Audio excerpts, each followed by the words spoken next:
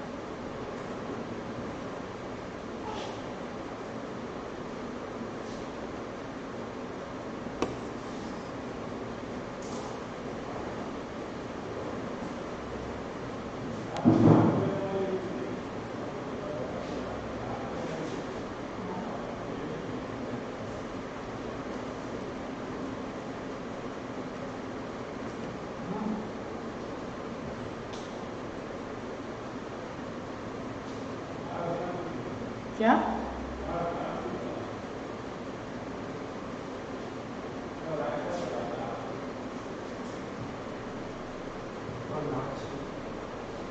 क्या बोला?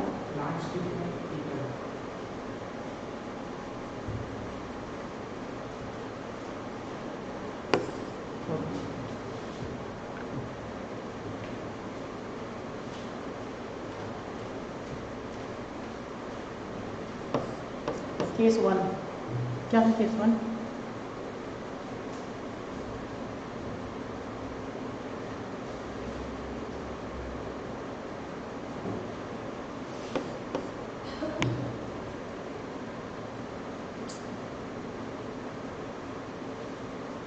Okay. Case 1 क्या था? आउटपुट में सॉरी एक IGST था, CGST था, SGST था, ठीक है। आउटपुट में क्या था? आउटपुट में 10,000,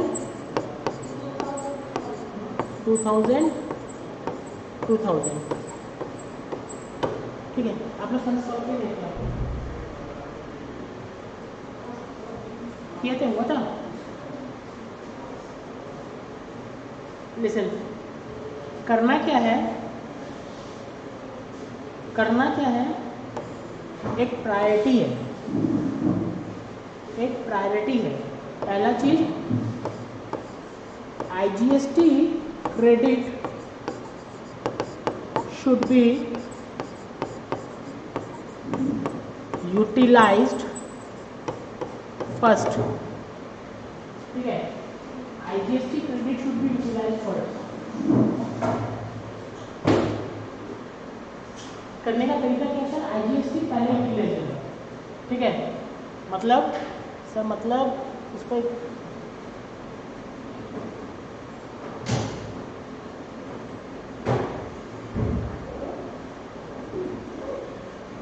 ओके, मतलब कि ये आउटपुट है, ठीक है। आउटपुट में IGST है, CGST है, SGST है, ठीक है। आउटपुट है और ये क्रेडिट है, ठीक है, क्रेडिट है। इसको फर्स्ट प्रायोरिटी देंगे, इसको फर्स्ट प्रायोरिटी देंगे। IGST का क्रेडिट यूटिलाइज करने में इसका फर्स्ट प्रायोरिटी है, ठीक है। ये वाला होगा सेकंड प्रायोरिटी, ये होगा सेकंड प्रायोरिटी। दोनों इन एनी मैनर 50-50 भी कर सकते हैं या फिर फुल CGST का भी कर सकते हैं, ठीक है, 50-50 भी कर सकते हैं। सिर्फ समझ में नहीं आ रहा तो देख लीजिए, एक दो सम्स करेंगे तो आपको पता चलेगा मैं बोलना क्या चाह रहा हूँ। ठीक है, आईजीएसटी को फर्स्ट प्रायोरिटी, सीजीएसटी, फिर आईजीएसटी का ही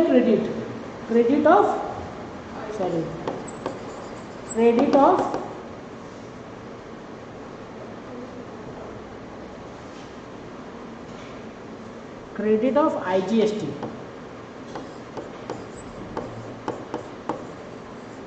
ठीक है, क्रेडिट ऑफ आईजीएसटी। क्लियर है? यहाँ पे आईजीएसटी का क्रेडिट कैसे यूटिलाइज होगा, आउटपुट का आईजीएसटी में जाएंगे उससे यूटिलाइज होगा, ठीक है, और सीजीएसटी एचजीएसटी को भी सेकंड और थर्ड प्रायोरिटी देंगे। उसके बाद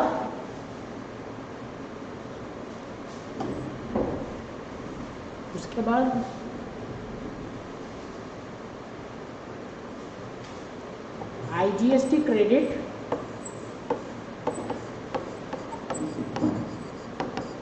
टू बी यूटिलाइज्ड फुल्ली। क्या होगा sir? IGST credit fully utilize हो जाना चाहिए। सर नहीं हो गया तो नहीं हुआ तो फिर आगे बढ़ेंगे, लेकिन प्रायोरिटी सबसे पहले आईजीएसटी क्रेडिट को देंगे। क्लियर है? उसके बाद सीजीएसटी है, इसके बाद एसजीएसटी है, ठीक है। सीजीएसटी का क्रेडिट सबसे पहले 4 नंबर ये, 5 नंबर ये इसके संग एडजस्ट नहीं होगा, ठीक है। एसजीएसटी का क्रेडिट सीजीएसटी के संग एडजस्ट नहीं होगा, मतलब सर 6 नंबर ये, 7 नंबर ये। आज समझ में नहीं आ रहा, नहीं आ रहा ना? थोड़ा 10% आ रहा है, 20% आ रहा है, 90% तो क्लियर नहीं है, ठीक है। सम्स करते हैं, क्लियर होगा, सम्स करते हैं, क्लियर हो गए। सर ऐसे ना याद रखने का स्कोप बहुत लिमिटेड है, तो याद रहेगा नहीं, सम्स करेंगे याद रहेगा। इसके संग क्या थंब रूल क्या है? थंब रूल है सर सीजीएसटी का क्रेडिट एसजीएसटी से सेटअप नहीं होगा, एसजीएसटी का क्रेडिट सीजीएसटी से क्रेडिट नहीं सेटअप नहीं होगा, पहला थंब रूल। दूसरा थंब रूल क्या है? आईजीएसटी पहले खत्म करेंगे, आईजीएसटी का क्रेडिट सबसे पहले खत्म करेंगे। क्लियर है? ये दो चीजें क्या क्या दो चीजें? सीजीएसटी एसजीएसटी के साथ एडजस्ट नहीं होगा, एसजीएसटी सीजीएसटी के साथ एडजस्ट नहीं होगा, और आईजीएसटी पहले खत्म करेंगे। क्लियर है? इसको देखते हैं हम लोग। ये वाला बताइए, इसका क्रेडिट क्या क्या था? क्रेडिट क्या क्या था? आईजीएसटी क्या था? कितना था? 25,000। फिर सीजीएसटी कितना था? जल्दी जल्दी भाई, नहीं था, सीजीएसटी नहीं था, फिर एसजीएसटी नहीं था, ओके। तो लेस आईटीसी कितना? 25,000, ठीक है। लेकिन सर 25,000 इससे एडजस्ट होगा क्या? नहीं होगा, क्यों?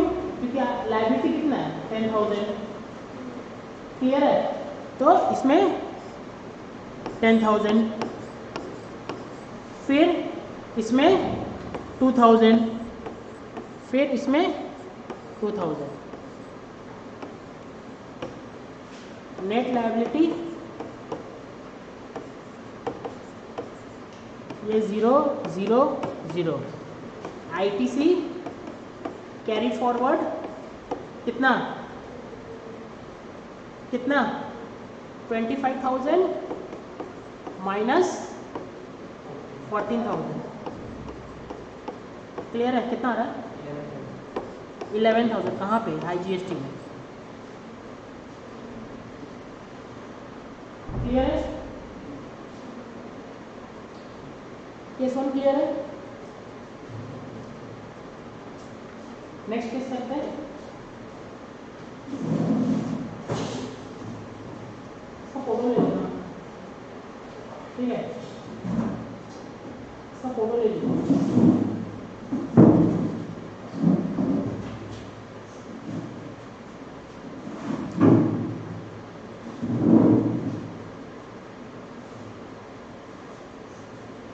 क्लियर है?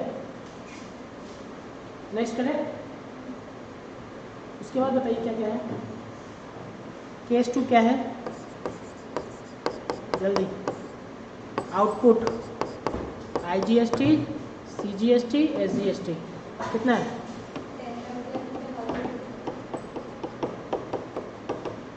कितना है? 10,000, 2,000, 2,000। बताओ क्या इनपुट क्या है? 9,000, 1,000, CGST 1,000, SGST 1,000। क्लियर है? सबसे पहले क्या यूटिलाइज करेंगे? IGST। फर्स्ट यूटिलाइज दो थंब रूल यूटिलाइजेशन का। First utilize IGST, SGST will not utilize with CGST और CGST will not utilize with SGST। ये थंब रूल। तो सबसे पहले लेस IGST क्रेडिट कितना? 9,000। कितना आ रहा है? 1,000, 2,000, 2,000। Tax payable after adjusting IGST credit, यही तो है। हाँ, फिर लेस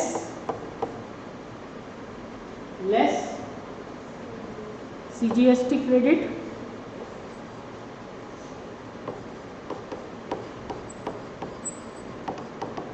ठीक है। कितना? देखिए CGST IGST क्रेडिट का फर्स्ट यहाँ पे देखिए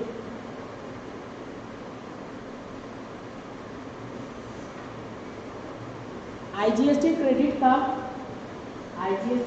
का पहला प्रेफरेंस क्या था? IGST, देन CGST और SGST। CGST क्रेडिट बचा मेरा सेंस में, CGST क्रेडिट है, उसका फर्स्ट प्रेफरेंस क्या है? CGST, फिर IGST। SGST क्रेडिट का फर्स्ट प्रेफरेंस क्या है? SGST। क्लियर है? प्रेफरेंस अब समझ में आ रही है ना?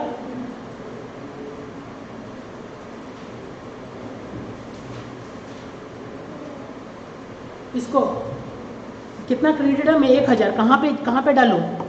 यहाँ पे लेस SGST क्रेडिट कहाँ पे डालूं?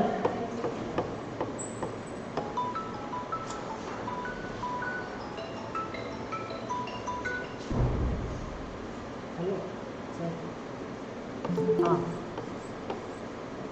मैं बाहर में पढ़ाने आ गया हूँ इंस्टीट्यूट में।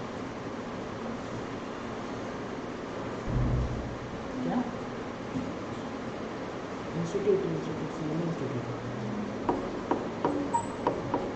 हेलो।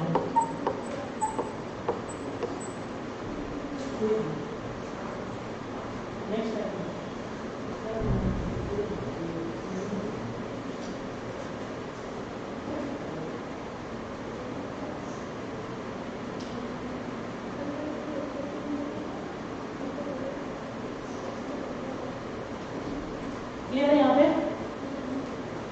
भाई क्लियर है? हाँ, केस 3 करें? फोटो ले लेगा भाई, फोटो ले लीजिए, एक नहीं फोटो लेने से हो जाएगा।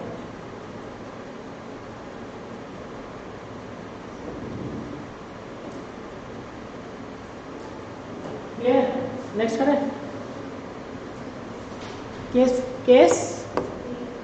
केस 3 जल्दी बोलिए। Output IGST, CGST, SGST 2,000, 3,000, 3,000 ITC बोलिए। अब ये लिखने का जरूरत है क्या? अब लिखने का जरूरत है क्या? नहीं, बिना लिखे ट्राई करते हैं ना। लेस IGST का क्रेडिट है, अगर IGST क्रेडिट नहीं हो तो लिखते क्या IGST यहाँ पे? नहीं लिखते, ठीक है। लेस IGST क्रेडिट कितना, कहाँ डालो? IGST में। और कितना आ रहा है यहाँ? 1000, 3000, 3000। यहाँ पे क्या लिखूँ? नहीं, tax payable after adjusting IGST credit, ठीक है, क्लियर। फिर लेस CGST कितना? 13,000। इसमें कितना आ जाएगा? 3000। और इसमें कितना आ जाएगा? नहीं आएगा। इसमें कितना आ जाएगा?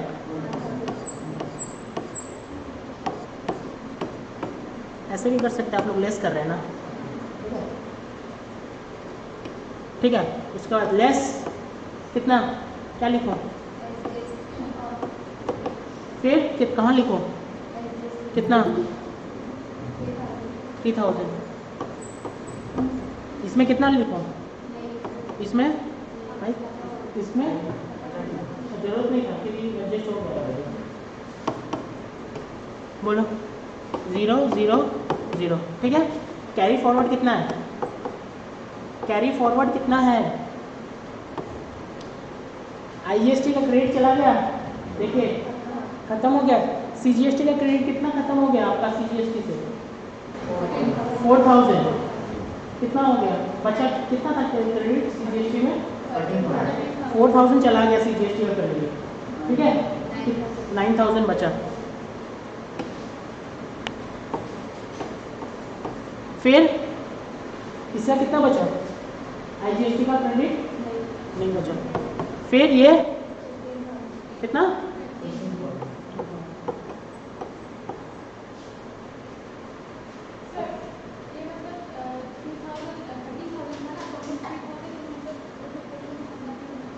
ये वाला 13,000 था, मतलब कि we are allowed to adjust 13,000, but tax liability कितना है? 3,000 का ही है, ठीक है। अगर यहाँ पे अगर 15,000 होता तो फिर जाके यहाँ पे 2,000 पेमेंट करना होगा। सर यहाँ पे मेरे को अलाउ कितना कर, CGST कितना था? 13,000।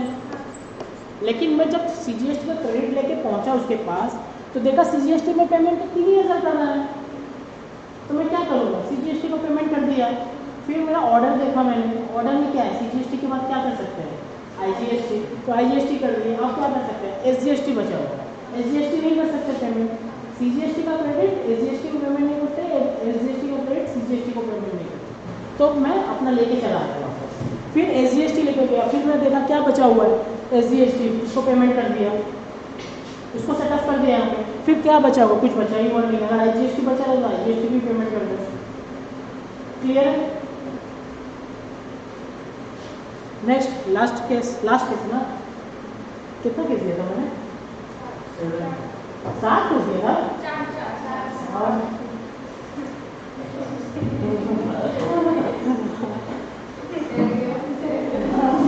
करते करते 1 घंटा चला जाएगा। हाँ भाई, CGST, SGST, IGST ये लिख दे तो क्या गलती है? ये लिख दे तो क्या गलती है? CGST, SGST, IGST कोई गलती नहीं, लिख सकते हैं, ठीक है।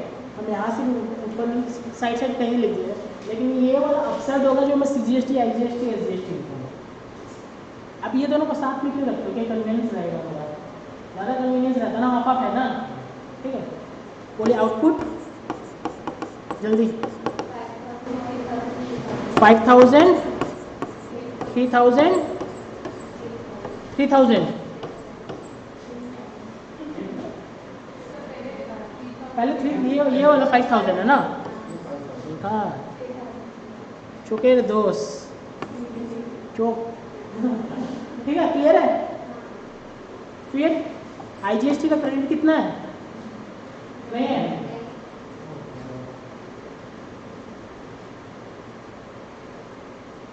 देखो ऑप्शंस में लिख लीजिए आईजीएसटी क्रेडिट। आईजीएसटी का क्रेडिट में बहुत इजी हो जाएगा सर। देखते हैं आईजीएसटी क्रेडिट, देखिए सम्स में लिखिए आईजीएसटी क्रेडिट मैंने कितना नहीं दिया ना, ये डाल दीजिए 7000। IGST credit 7000। इजी सम्स को थोड़ा हार्ड कर दिया, ठीक है, तो बहुत इजी हो जाता है। अब आईजीएसटी क्रेडिट कितना है? अब मैं क्या करूँ, कहाँ जाऊँ? आईजीएसटी क्रेडिट लेके आईजीएसटी कितना 5000। अब मेरे पास कितना बच गया? कहाँ पे सेटअप करूँ? हाफ ऑफ भी कर सकते हैं, पूरा का पूरा इससे भी कर सकते हैं, आपका मन। गवर्नमेंट ने यहाँ पे छोड़ दिया है। मैं क्या करता हूँ, मेरा मन 1,000 कर दूँ, मेरा मन 2000 इसको कर दूँ, मेरा मन 2000 इसको कर दूँ, मेरा मन इसको 500 कर दूँ, इसको 301 रुपया दे दूँ, कुछ भी कर सकते हैं। ठीक है, तो मैं इसको 2000 कर देता हूँ यहाँ पे। ठीक है, ये कितना हो गया? 1000, ये 3000, ये कुछ नहीं। ठीक है, मैं ये दिखाने के लिए आपको ये सब मैं 5000 दूंगा। ठीक है, याद रखना। ठीक है, ये दिखाने के लिए कि आप किसी भी ऑर्डर में कर सकते हैं। या मैंने वहाँ पे ये भी यहाँ पे भी लिख दिया है।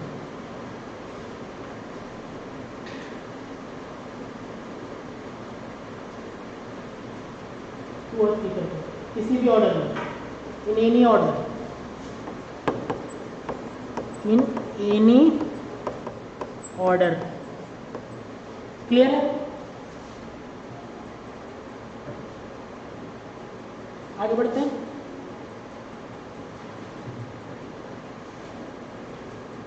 जल्दी बताइए। लेस, अब वो मैं लिख नहीं रहा हूँ इसको, आप लोग समझ जाना क्या लिखना है। इसके बाद सीजीएसटी कितना है? सीजीएसटी कितना है? 2000। कहाँ से करूँ? ये वाला, इसको भी 1000 कर सकते हैं क्या? नहीं कर सकते हैं। ठीक है, तो सॉरी, एसजीएसटी कितना है? 2000। टैक्स पेबल तो 0 हो गया, नहीं टैक्स पेबल नहीं, 1000। टैक्स पेबल 1000, कैरी फॉरवर्ड कितना है? वहाँ आईजीएसटी में तो नील हो गया। ठीक है, सीजीएसटी में 1000 और एसजीएसटी में कुछ नहीं है, आईजीएसटी में भी कुछ नहीं है। क्लियर है? देखिए आपको एक चीज़ दिखा, आपके पास 1000 का क्रेडिट था, लेकिन आपको फिर भी कैश पेमेंट करना पड़ेगा। दिख रहा है ना आपको? ऐसे भी सर्कमस्टेंसेस आते हैं।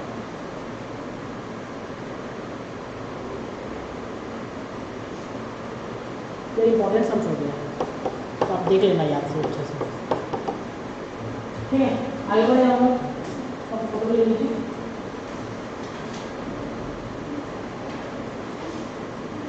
भाई क्लियर है मेरा पूरा सेटअप? रूल 49A इसको सेटअप करता है। क्लियर है?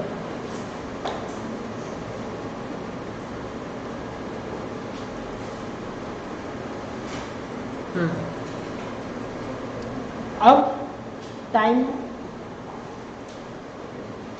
Next topic, time of supply.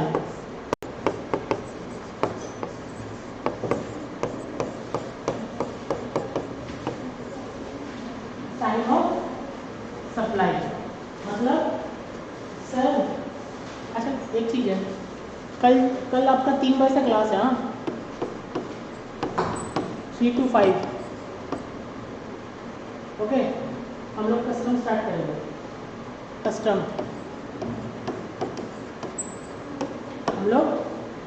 Act start करेंगे। क्लियर है सर? कस्टम एक्ट में मैक्सिमम 2 या 3 क्लास लगेगा, खत्म हो जाएगा। छोटा टॉपिक है, छोटा टॉपिक लेंगे, 2 घंटे का लगेगा। ठीक है, इस सैटरडे और next Saturday, this Saturday next Saturday I will try to complete the question with practicals. ठीक है। Time of supply. Sir time of supply का मतलब क्या हुआ? टाइम ऑफ सप्लाई का मतलब क्या हुआ? सर ये कौन है? सप्लायर है। सर ये कौन है? सप्लायर है। ये कौन है? रिसिपेंट है। और ये कौन है? गवर्नमेंट है। ठीक है सर, ये कौन है? सप्लायर है। ये कौन है? रिसिपेंट है। और ये गवर्नमेंट है। सर ये इसको, ये हम क्या कर रहे हैं सर? एफसीएम। एफसीएम, ठीक है, क्लियर एफसीएम का। ये इसको गुड्स भेजा है, गुड्स 1,18,000, और ये इसको पेमेंट भी कर दिया 1,18,000। ठीक है। गवर्नमेंट कहाँ देखेगी पैसे के लिए? सप्लायर के पास। इसको देखेगी कि भाई पैसा दो। ठीक है। तो सप्लायर है बदमाश। क्या किया ना, गुड्स तो भेज दिया है लेकिन इनवॉइस रेज नहीं किया। क्या समझे? गुड्स भेज दिया है, इनवॉइस रेज। अब जब इनवॉइस रेज नहीं किया उसको मतलब टैक्स डिडक्ट, टैक्स चार्ज किया है क्या? नहीं किया। तो ये तो बोल रहा है भाई टैक्स चार्ज किए नहीं है, नो सप्लाई। तो भाई मैं जब टैक्स चार्ज करूँगा, मैं टैक्स इनवॉइस बनाऊंगा, टैक्स इनवॉइस बनाऊंगा, उसमें लिखूंगा 1,00,000 और 18,000 जीएसटी, टैक्सेबल वैल्यू, और रहेगा 1,18,000। ठीक है। तो ये 18,000 तो मेरे को यहाँ देना है, लेकिन जब मैंने बिल ही नहीं बनाया है तो सप्लाई नहीं है। ठीक है। जब मैंने बिल नहीं बनाया इसका मतलब क्या? मेरे अंदर लिवाबिलिटी नहीं आया। मैं जब किसी को बिल काटूंगा तभी तो उससे पैसा लूँगा। मैं जब किसी से बिल काटूंगा तो ही तो पैसा लूँगा, पैसा लूँगा तो ही तो गवर्नमेंट को दूँगा। इसने बोला है कि ये गुड्स के बदले 1,18,000 रुपये दे दिया, लेकिन मैंने टैक्स इनवॉइस नहीं डिडक्ट किया। तो वो ये चीज़ से बचने के लिए ना गवर्नमेंट प्रोविजन लेके है टाइम ऑफ सप्लाई। हम कब मानेंगे कि तुम्हारा सप्लाई का टाइम हो गया? पहले गवर्नमेंट क्या बोली? सबसे पहले बोली कि तुम्हारा टैक्स इनवॉइस काटने का ना मैं डेट फिक्स कर देता हूँ, तुम्हारा टैक्स इनवॉइस काटने का डेट फिक्स कर देता हूँ। सर कब डेट फिक्स करेंगे? सर डेट कब फिक्स करेंगे पहले बता। तो गुड्स टैक्स इनवॉइस काटने का एक डेट फिक्स कर देता हूँ, टैक्स इनवॉइस काटने का एक डेट फिक्स कर देता हूँ। सर बताओ कब करेंगे? अब बताओ गुड्स दे रहे हैं या सर्विस दे रहे हैं? अब बताओ गुड्स दे रहा है या सर्विस दे रहा है? सर गुड्स दे रहे हैं। तो सर गुड्स दे रहे हैं ना, तो eight the time of delivery of goods,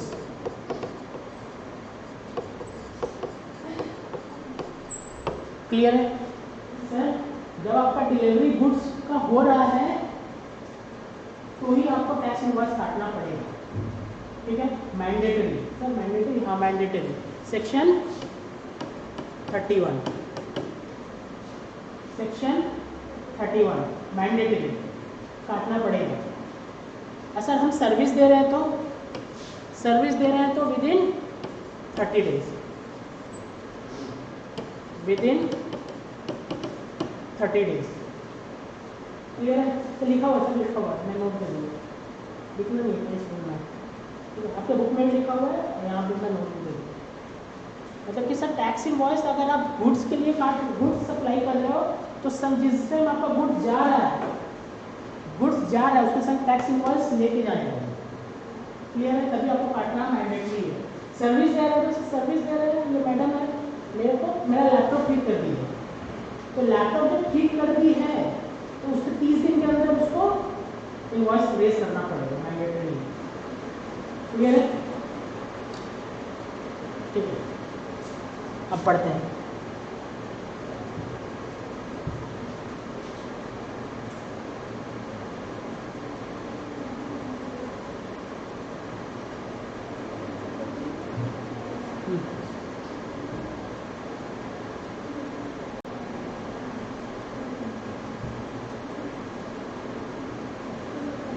बहुत इजी है, थोड़ा सा ध्यान रखना है बस।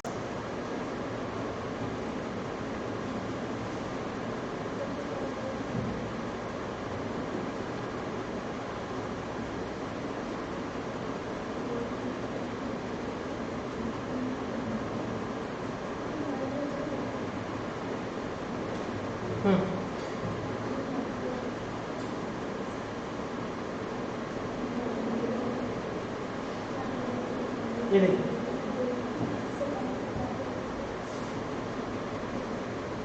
Sir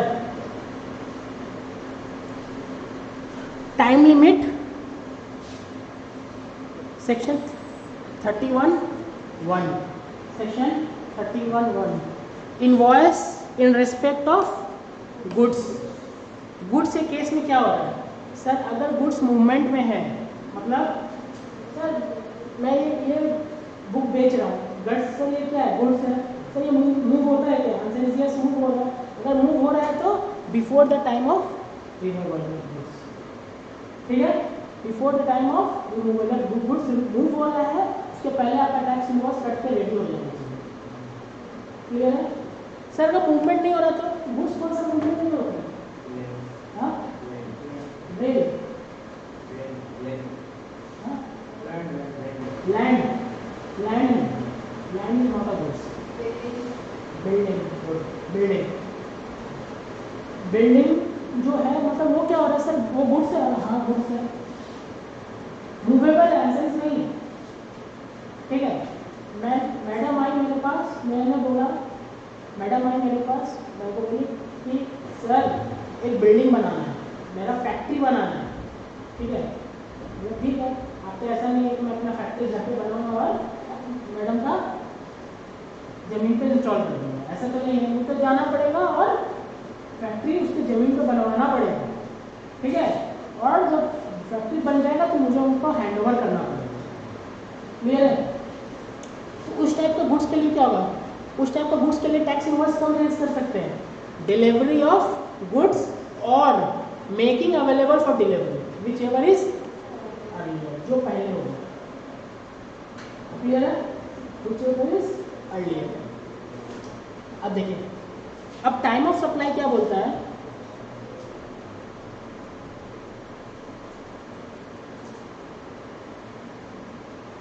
time of supply,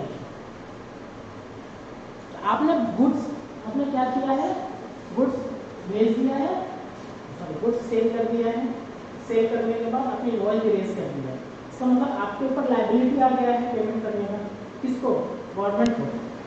forward charge है, मैं सप्लायर हूँ, मैंने गुड्स बेच दिया है, अंडर सेक्शन 31 मुझे इनवॉइस इशू करना पड़ेगा, इशू कर दिया सर, गवर्नमेंट को मुझे पेमेंट करना पड़ेगा, कब करना पड़ेगा, टाइम कब मानेगी गवर्नमेंट, क्या मानेगी कि सप्लाई हो गया है, गवर्नमेंट तो मानेगी ना सप्लाई हो गया है, कब मानेगी सर, अगर गुड्स के केस में है, यहाँ पर लिखते हैं सर, टाइम ऑफ सप्लाई दो सेक्शन है, सेक्शन 12, सेक्शन 13। 12 बोलता है सप्लाई ऑफ गुड्स, 13 बोलता है सप्लाई ऑफ सर्विस, दोनों साथ साथ पढ़ेंगे, दोनों खत्म हो जाएंगे, क्लियर है। गुड्स पढ़ते हैं पहले, एफसीएम तो पता ही है, एफसीएम के केस में मतलब फॉरवर्ड चार्ज के केस में date of invoice, date of payment और डेट ऑफ रिमूवल, उसमें से जो अर्लियर होगा, अर्लियर का नहीं लिखा क्या मैंने, हाँ अर्लियर, क्लियर है। लॉ में लिखा हुआ है date of invoice, date of payment और डेट ऑफ रिमूवल, ठीक है। आपको इनवॉइस, आपको पेमेंट, मतलब आपका टाइम ऑफ सप्लाई, इन तीनों में से जो अर्लियर होगा वो माना जाएगा। गवर्नमेंट क्या थी ना, एक नोटिफिकेशन इशू कर दी। नोटिफिकेशन इशू करने से पहले देखो यहाँ पे डेट ऑफ इनवॉइस तो समझ में आया। डेट ऑफ पेमेंट क्या होता है? मतलब मैडम है आपका एडवांस पेमेंट कर दिए मुझे, ठीक है, एडवांस पेमेंट कर दिए, तो क्या वो सप्लाई में वो टाइम ऑफ सप्लाई में काउंट होगा क्या? नहीं, आंसर की होगा। मेरे पास पैसा आ गया है अगेंस्ट गुड, मेरे पास पैसा आ गया अगेंस्ट गुड्स, तो वो भी टाइम ऑफ सप्लाई में काउंट होगा। ऐसा भी हो सकता है कि, लेकिन वो टाइम ऑफ पेमेंट कब मानेंगे हम लोग? अर्ली ऑफ एंट्री और गुड्स एडजस्टमेंट। मतलब मैडम मुझे पैसा दे दिए, ठीक है, मुझे पैसा दे दिया, मैं बैंक अकाउंट में क्रेडिट हो गया आज के डेट में, ठीक है, आज के डेट में क्रेडिट हो गया है, तो हम लोग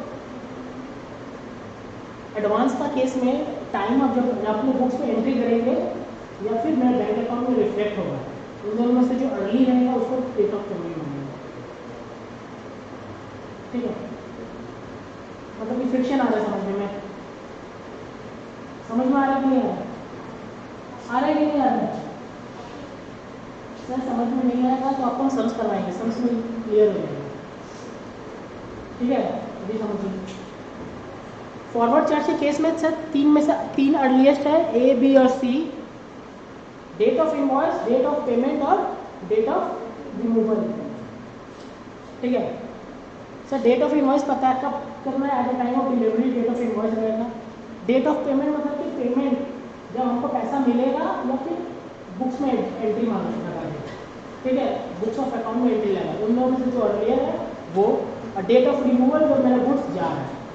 इन तीनों का डेट देखेंगे, जो अर्ली जो होगा अर्ली उसको हम लोग टाइम ऑफ सप्लाई मानेंगे, ठीक है। से यहाँ पे देखिए डेट ऑफ इनवॉइस है, आज कितना तारीख है? 15। डेट ऑफ इनवॉइस है 10/9, डेट ऑफ पेमेंट है 12/9 और डेट ऑफ रिमूवल है 7/9। टाइम ऑफ सप्लाई किसको मानेंगे? डेट ऑफ रिमूवल, ठीक है। ये है दोनों, date of removal, date of payment, ठीक है, क्लियर है। ये ऐसा चल रहा था, तो गवर्नमेंट ने क्या किया पता है? गवर्नमेंट ने बोला कि for the goods, for the purpose of only payment received against goods not service, हम इसको इग्नोर करते हैं, हम इसको इग्नोर करते हैं। अब क्यों क्यों लेके आई, आई डोंट नो क्यों लेके आई, लेकिन इसको इग्नोर करते हैं। मतलब कि आपको अर्ली किसको देखना है? ये वाला और ये वाला, इन केस ऑफ गुड्स। नोटिफिकेशन कब लेके आई? कौन सा नोटिफिकेशन था? नोटिफिकेशन 66/2017 में, मतलब no GST on advance receive advance against supply of goods, clear है। एक बार पढ़ते हैं इसको, वो पेज निकालिए, एक सम्स करते हैं, फ्रिक्शन क्लियर होगा। पेज नंबर 117 मैथ का, page number 117,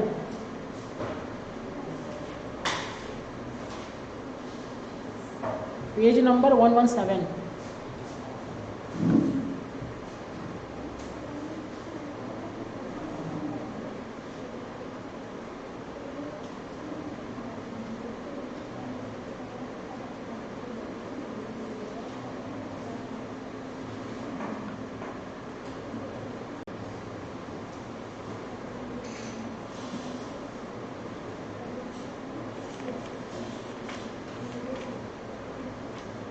sorry page number 112, 117 नहीं, वो तो सर्विस का है।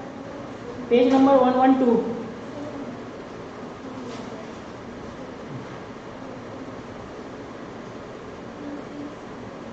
Page number 112, page number 112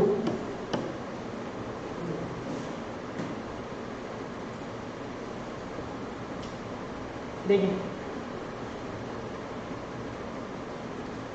determine the types of supply, ठीक है, determine the time of supply in the following cases, 4-5 case दिया हुआ है, ठीक है, लेकिन ये गुड्स का है, याद रखिएगा ये गुड्स का है।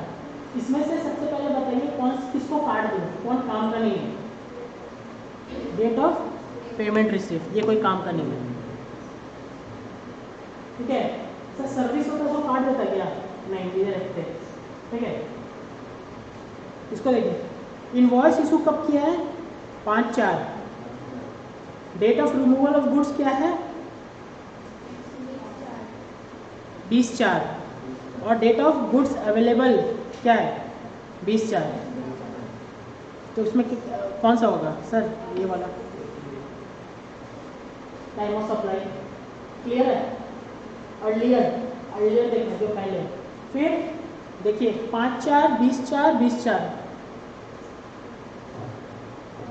सॉरी 5/4 नहीं, 5/5 है, 5/5, 20/4, 20/4 क्या होगा, 20/4 टाइम ऑफ सप्लाई,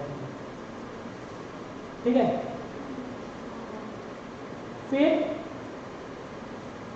5/4, 20/4, सॉरी 5/4 बोला है, 15/4 और 20/4 क्या होगा, 15/4। फिर 15/5 और 20/4 कौन सा होगा, अर्लियर 20/4। फिर 15/6 और 20/6 और 20/4 कौन होगा, 20/4।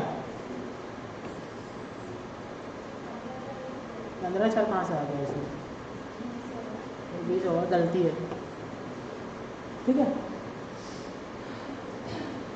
ये होगा सॉरी 20/4 ना, ये तो हो सकता है ये 20/4 15/4 होगा, ये 15/4 होगा तो ये सही है, समझे। ये अगर 15/4 होगा तो ये सही है, क्लियर है।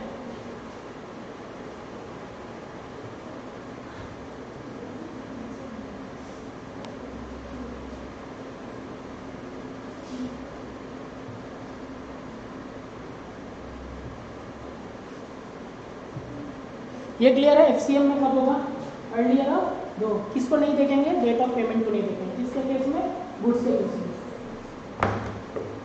एफसीएम इन आरसीएम के केस में, आरसीएम के केस में sir date of payment, date of receipt of goods और 31st day from the date of invoice. मतलब क्या है सर, एफसीएम के केस में क्या था, डिलीवरी ऑफ गुड्स, और आरसीएम के केस में क्या होगा, रिसिप्ट ऑफ गुड्स। वही तो है डिफरेंस। डेट ऑफ पेमेंट कब मैंने पेमेंट किया वो तो उसमें भी था, ठीक है, जिसको गवर्नमेंट ने हटा दिया था, लेकिन इसके केस में नहीं हटाया, ठीक है। कब मैंने पेमेंट किया है, कब मैंने गुड्स रिसीव किया। आरसीएम का मैं सप्लायर हूँ, मैडम रिसिपेंट है, गवर्नमेंट किसी तरफ देख रही है, उनके तरफ। आरसीएम के केस में मेरे तरफ नहीं देख रही, उसकी तरफ देख रही है, तो उससे पूछ रही है डेट ऑफ पेमेंट, आपने पेमेंट कब किया, वो वाला डेट, आपने गुड्स कब रिसीव किया है वो डेट, और डेट ऑफ इनवॉइस का, जब आपने डेट ऑफ इनवॉइस लिखा है, आपके पास डेट ऑफ इनवॉइस है, उसका 31st डे, मतलब उसका 31 दिन के बाद, ठीक है। ये इसका वो है क्या, देखते हैं।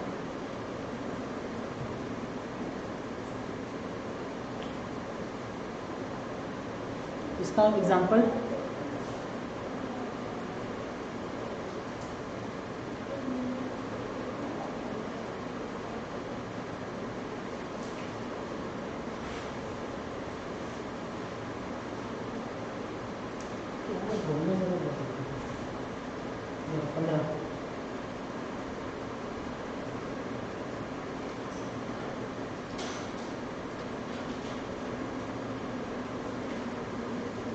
देखिए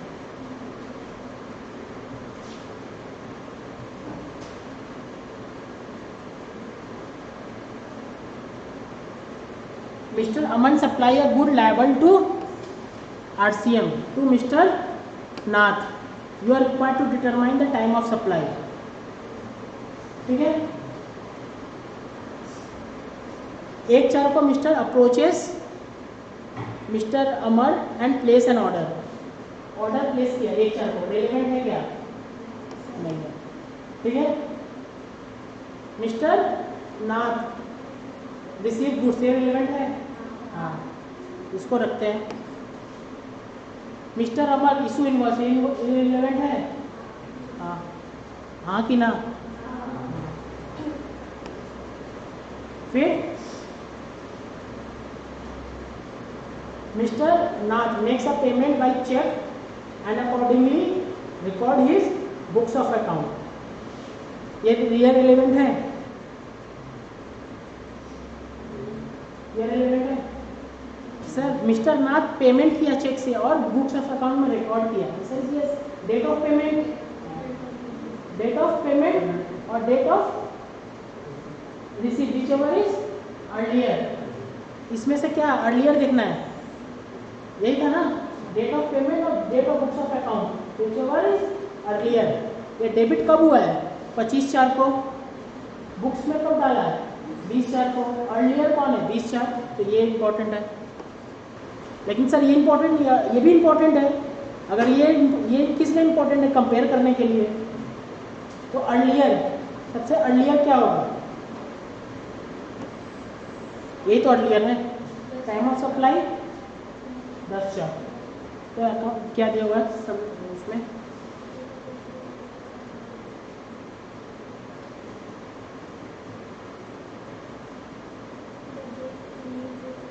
यही है ना, टाइम ऑफ सप्लाई 10/4।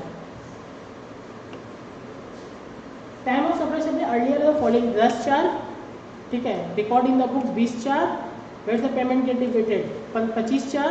इसमें से जो अर्लियर हम लोगों ने ले लिया था, याद है? इन दोनों से अर्लियर, और एक 30 days from the date of invoice, मतलब कि 31 डेज, 16/5। क्लियर?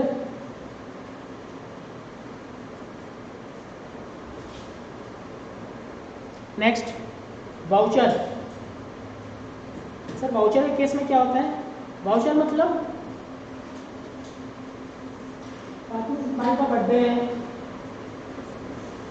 है, मैं गया फ्रेंड्स में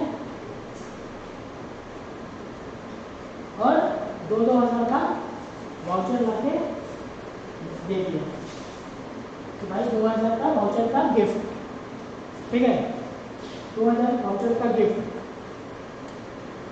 अब क्या है, वाउचर का गिफ्ट देने के बाद वो वाउचर जो इशू किया है, कौन इशू किया है? आपका ट्रेंड्स वाला लोग। उसके लिए टाइम ऑफ सप्लाई क्या माना जाएगा? ठीक है, उसके लिए टाइम ऑफ सप्लाई क्या माना जाएगा? देखिए, अगर उस वाउचर से जो गुड्स खरीद रहे हैं वो आइडेंटिफाइबल है, मतलब क्या है सर? गुड्स किस चीज़ का है? वाउचर किस चीज़ का है? वाउचर कपड़े का है। गुड्स क्या है? कपड़ा का। आइडेंटिफाइबल है तो date of issue of invoice, date of issue of voucher. अगर वो उस वाउचर से क्या खरीदेगा हमको पता नहीं है, गुड्स भी खरीद सकता है या फिर हो सकता है कि ऐसा वाउचर है जो सर्विस भी दे सकता है, ठीक है। ऐसा कोई ट्रेंड्स नहीं, कोई ऐसा मॉल है यहाँ से वाउचर लिए, वो जैसे कि कोई लैपटॉप का दुकान है, मैंने वहाँ से वाउचर ले लिया। कोई लैपटॉप का दुकान है, मैंने वहाँ से वाउचर ले लिया। अब उस वाउचर से क्या कर सकता है? वो लैपटॉप भी खरीद सकता है और लैपटॉप का सर्विसिंग भी करा सकता है, ठीक है। वाउचर का दाम, वाउचर का अमाउंट है 10,000 रुपये। उसको वो वाउचर को लैपटॉप यूज़ करने में भी खरीद सकता है। उसने 50,000 का लैपटॉप लिया और 10,000 उसको वाउचर से पेमेंट कर दिया, या फिर उसका लैपटॉप पुराना खराब था, वो उसका पेमेंट किया, उस वाउचर से पेमेंट किया, सर्विसिंग करवाया, उस वाउचर से पेमेंट किया। तो दोनों हो सकता है गुड्स या नॉट आइडेंटिफाइबल। तो डेट ऑफ रिडेम्पशन, जब वाउचर रिडीम करेगा उसका डेट। अगर कुछ नहीं समझ में आया है, गुड्स नहीं है, वाउचर नहीं है, आरसीएम नहीं है,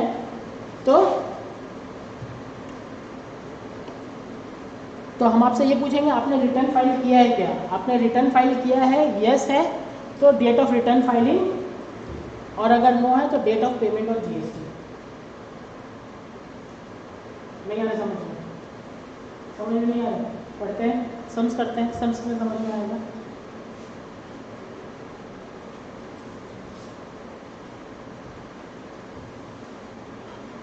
इसमें ढूंढना पड़ेगा,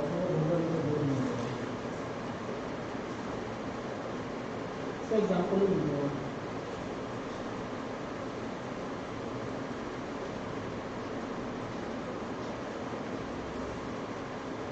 एग्जाम्पल लीजिए होगा,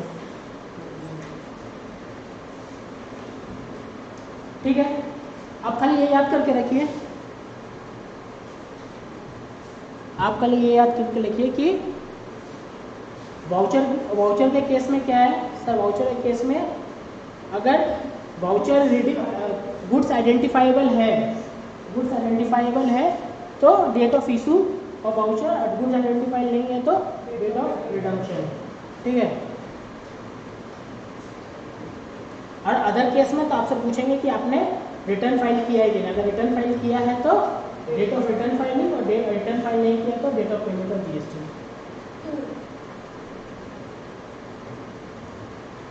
अगर कोई आपने फीस पेमेंट किया है, आपने किसी चीज़ का फीस लिया है, ठीक है, किसी चीज़ से इंटरेस्ट लिया है और किसी चीज़ से पेनल्टी लिया है, तो date of receipt of such fees, interest and penalty. मतलब कि मैडम ने मुझे एक पेनल्टी चार्ज कर दिया कि उनके घर के बाहर मैंने गाड़ी रख दी, तो वो नॉर्मल कोर्स है जिसमें तो सप्लाई है क्या? नहीं है, मेरा इसका बिजनेस थोड़ी ना है, लेकिन मैडम ने मुझे फीस चार्ज कर दी तो इसको जीएसटी लगेगा, जीएसटी लगेगा। कब लगेगा? जब मैंने फीस का पैसा रिसीव किया है, ठीक है।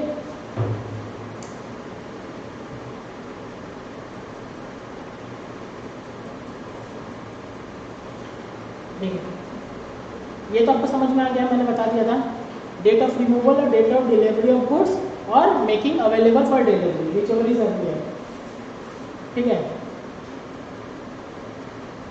Invoice in respect of service, service के केस में कब मानेंगे, कब इनवॉइस इशू करना है? Within 30 days from the date of completion of service. ये बताया मैंने, विद इन 30 डेज करना होगा।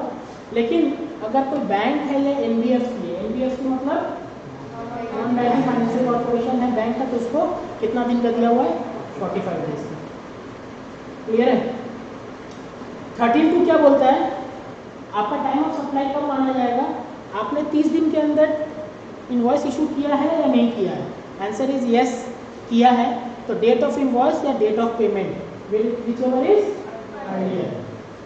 और आपका 30 दिन के अंदर इनवॉइस इशू किया कि नहीं किया? आंसर इज नहीं किया है, तो डेट ऑफ पेमेंट और date of completion of service whichever is earlier. Clear है? सम्स करते हैं इसका, थोड़ा इसको कंप्लीट करके सम्स करते हैं। आरसीएम के केस में क्या होगा सर? डेट ऑफ पेमेंट या 61st day from the date of invoice. उसमें क्या था? 31st day. इसमें कितना है? 65। क्लियर है?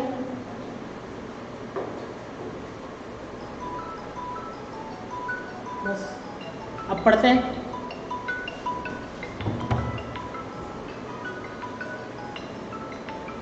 ओके,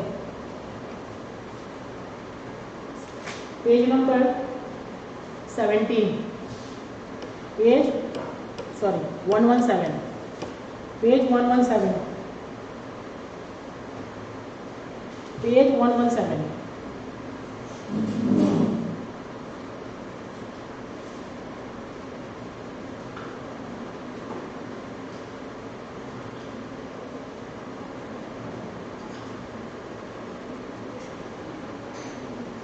यहाँ पे देखिए,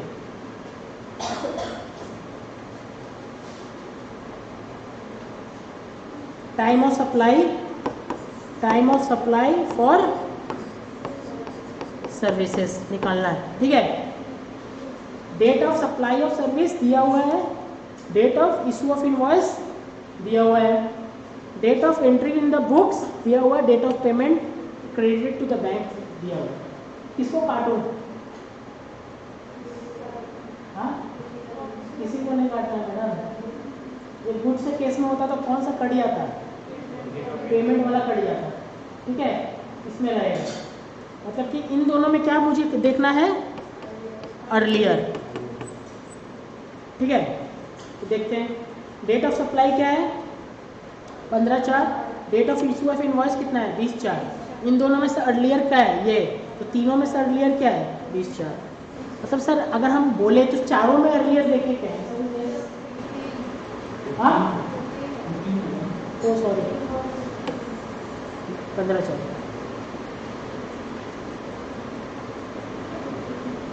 डेट ऑफ सप्लाई और सर्विस के लिए उसमें क्या था लॉ में? डेट ऑफ सप्लाई और सर्विस था क्या?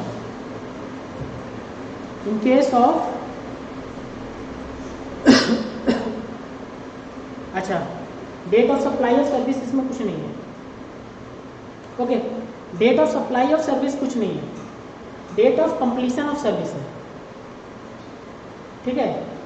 Date of completion of service, अच्छा अच्छा, ठीक है।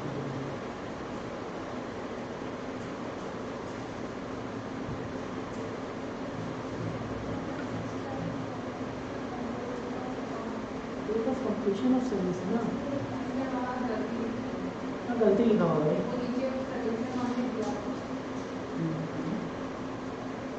यहाँ देखिए सेकंड वाला,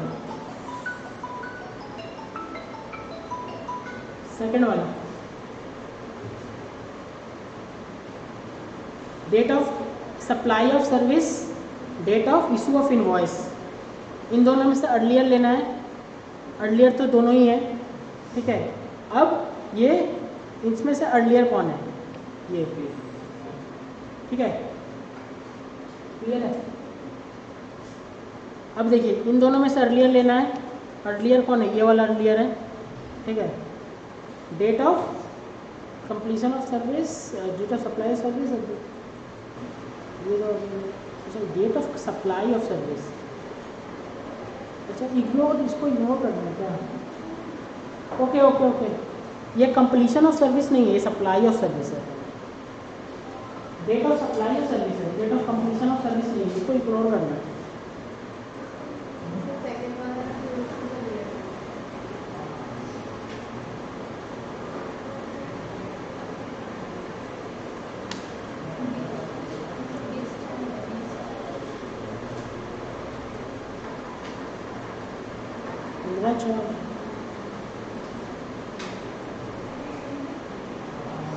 तो date of completion of service है, सप्लाई ऑफ सर्विस सर्विस है ना। Okay okay okay okay okay okay okay, एक कैच है इसमें, देखिए date of supply of service क्या है? देखिए यहाँ पे date of supply of service क्या है? ये उसके कितने दिन के अंदर मेरा इनवॉइस इशू हो जाना चाहिए था? हाँ, 30 दिन के अंदर। 15/4, 20/4, 30 दिन के अंदर हुआ है क्या? हुआ है, ठीक है, हुआ है, 30 दिन के अंदर हुआ है। तो इसको एक्सेप्ट करेंगे, यस, वो वाला ऑप्शन आ जाएगा।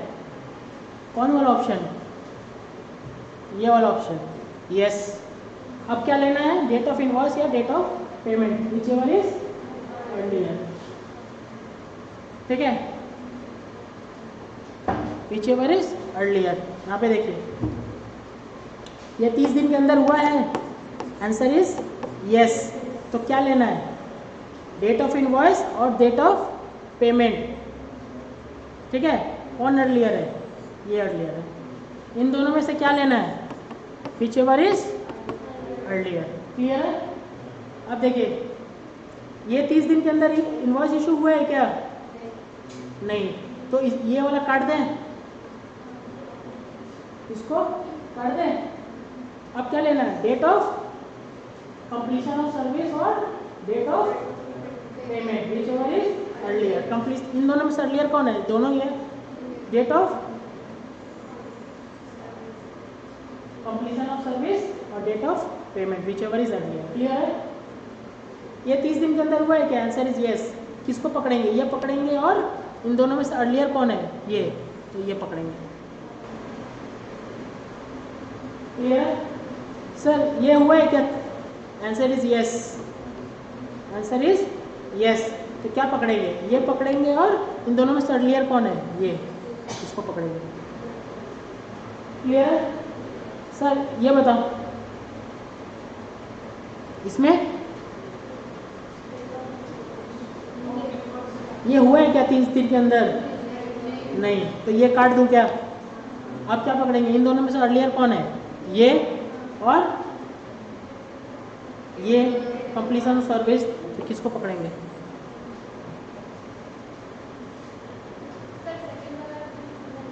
सेकेंड वाला। सर ये 30 दिन के अंदर इनवॉइस, ये 30 दिन के अंदर इनवॉइस रेज हुआ है क्या? 30 दिन के अंदर। अगर 30 दिन के अंदर होता तो क्या लेते हैं? 15/5, यही होता ना, 15/5। तो 30 दिन के अंदर हुआ है क्या? Check 30 days. यहाँ पे क्या आता है? 30 डेज।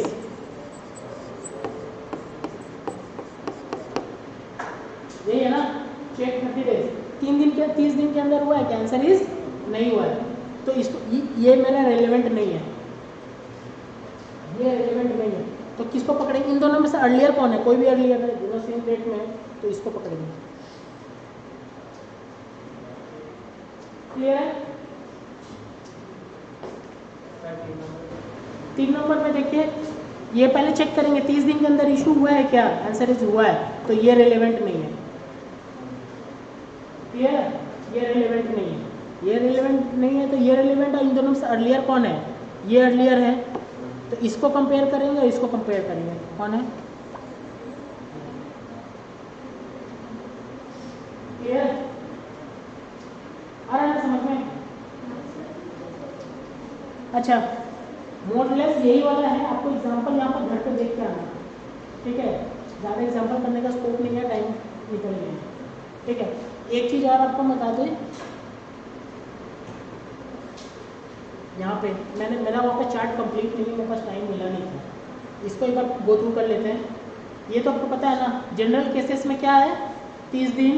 एनबीएफसी में क्या है? 45 दिन, ठीक है? वेयर, देखिए यहाँ पे बुक में देखिए, where the in case where the supply cease मतलब stop, where the supply cease मतलब stop before completion of supply, मतलब कि मेरा सप्लाई, मेरा घर बनने का था, रुक गया बीच में, अब काम नहीं होगा, ठीक है? सीज हो गया, तो मेरा टाइम ऑफ सप्लाई कब बनेगा होगा? Such invoice shall be issued to the extent of the supply made before cessation, मतलब बिफोर सीजेशन तक आपका जितना भी सप्लाई हो गया उतना आपका टैक्स इनवॉइस इशू करने का टाइम आ गया। क्लियर है? In case of continuous supply मतलब मैडम ने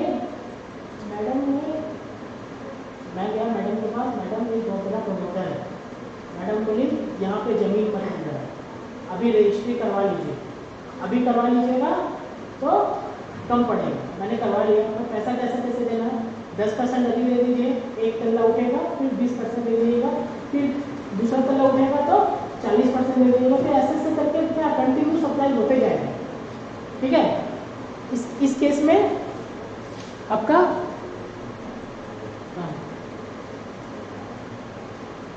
ये case of continuous, in case में ऑन और बिफोर नहीं, ये वाला, सॉरी मैंने जो एग्जांपल दिया ये, where the payment is link to the completion of each event, ठीक है? ईच इवेंट पे कंप्लीशन होगा तो ऑन और before the completion of that event, ठीक है? मैंने क्या 40%, मतलब क्या बोला मैंने? 10% होगा तो 40 लाख रुपया दीजिएगा, 20% होगा तो या 30 लाख रुपया दीजिएगा, और 80% होगा तो 50 लाख रुपया दीजिएगा, और 100% में आपका 30 लाख रुपया देके ख़त्म कर दीजिएगा। मेरा घर कितने का है? 40, 70, 50 और 3 150 लाख का, 150 लाख का घर है, इस हिसाब से मेरा पेमेंट जाएगा, समझ में आ रहा है ना। तो link to the each completion of service, each completion of service के हिसाब से मेरा टाइम ऑफ सप्लाई, एक टाइम ऑफ सप्लाई यहाँ पे आएगा, एक टाइम ऑफ सप्लाई यहाँ पे आएगा, ऐसे ऐसे करके आएगा, ठीक है। In case of whether due date of payment is ascertainable from contract, contract में ड्यू डेट ऑफ पेमेंट कहीं लिखा हुआ है तो ऑन और before the date of payment, ठीक है। अगर नॉट अनसर्टेनेबल है, सर्टेनेबल नहीं है, कॉन्ट्रैक्ट में नहीं लिखा हुआ है तो before the time when the suppliers receive the payment, supplier जो है पेमेंट जब रिसीव करेगा उसके पहले आपका टाइम ऑफ सप्लाई करेगा, ठीक है। इसका होमवर्क आप लोग करके रखिएगा, इसको इग्नोर कर दीजिए, ठीक है। इसका होमवर्क आप लोग करके रखिएगा, होमवर्क मतलब इसका आपका सम्स आप लोग करके रखिएगा नेक्स्ट क्लास, ठीक है। नेक्स्ट कल का क्लास में, कल 2 बजे 3 बजे क्लास है, ठीक है। 3 PM में क्लास है कस्टम का, ओके। कल 3 PM में कस्टम का क्लास है, स्टार्ट होगा नया क्लास, आना जरूर है, ठीक है, ओके।